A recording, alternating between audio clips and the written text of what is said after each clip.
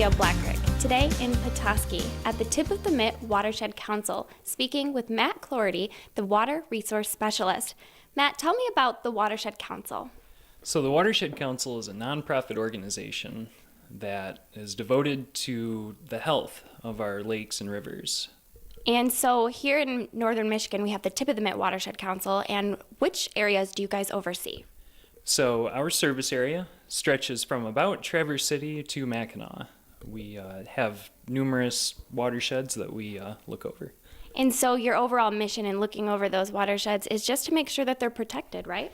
Yep, protected and restored, so we partake in restoration actions as well. And so how do you guys do that? What are some of the actions that you're currently taking? So we will replace road stream crossings on a river that might be impounded or otherwise disconnected by a bridge or a culvert.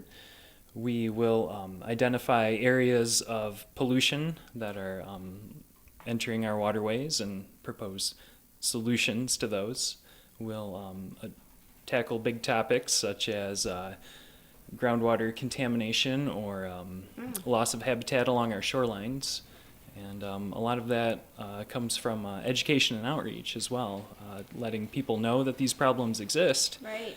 and then rallying support to step up and do something about them. Yeah, and you guys are really big on the advocacy of that. And so right now, you guys actually just recently received a grant to help you in your missions to do that. Tell me about that grant. Right, so this grant from the EPA through the Great Lakes Restoration Initiative will further some new techniques towards controlling zebra and quagga mussels in our inland lakes. And so how is it going to do that? You were telling me a little bit earlier about the product that they're going to use. Yeah, so Zequinox is a product formulated specially for controlling zebra and quagga mussels.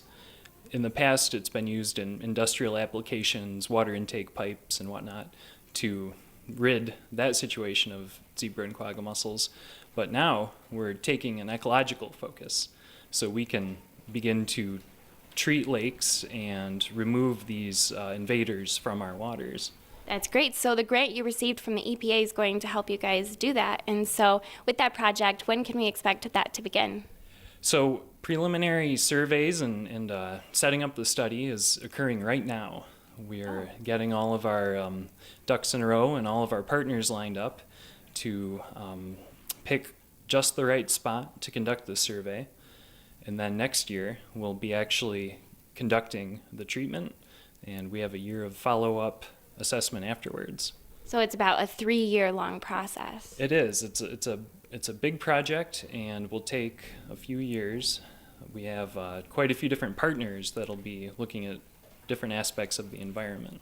Great, and you guys here at the tip of the Mitt Watershed Council are actually pretty much a pioneer in this new method, and so it's really deciding on whether or not this new method is safe and protected. What studies have you guys done so far to make sure that the Zequinox is a safe method? So Zequinox has been tested in lab settings as well in water with barriers put up, and has been shown not to harm other aquatic organisms. So who's behind this? There's a company in California called Marone Bioinnovations, and they are the ones who currently hold the patent on this product. And there's all kinds of team members that are behind the overall project. You were telling me earlier that there are people from U of M, the University of Columbia, so it's really a lot of hands on deck for this one. Yeah, we have invasive species researchers from the USGS, as well as quite a few different universities on board to lend a hand and contribute their expertise to evaluating this new control. Terrific. Well, I'm really excited to see how the project comes along. Matt, is there anything else that you'd like people to know about the Watershed Council and specifically this project that you guys have coming up? Well, this is really just one front of our work towards protecting the water resources of northern Michigan.